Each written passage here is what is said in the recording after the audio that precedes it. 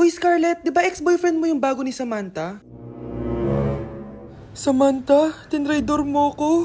Hi, Scarlett! Sabay na tayo mag-review.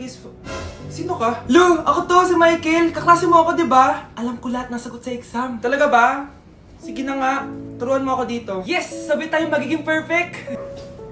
Uy, sarap niyan na! Oh, mag-isa ka lang? Oo. Wala naman akong kaibigan dito eh. Ako, pwede ba ako maging friend? Boyfriend? Ha? Ayan ka na naman eh. Joke lang, ito naman. Kain na nga tayo.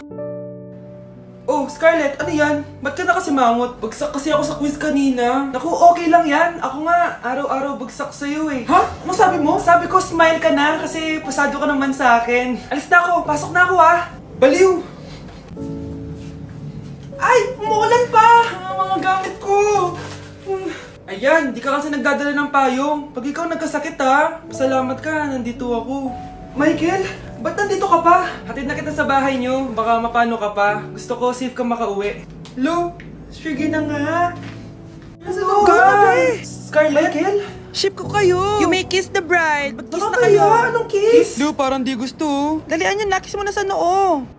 Humanda ka, Scarlett. Tapos na yung maliligayang araw mo. Hi, Bes! Uy, Bes! Boyfriend ko nga pala, Michael, si Samantha, best friend ko. Hello, Samantha. Nice to meet you. Hi, Michael. Ako nga pala si Samantha. Una na kami, Bes, ha? Bye-bye. Masaya naman kami dati. Inagaw lang siya ni Samantha. Yung best friend ko pa.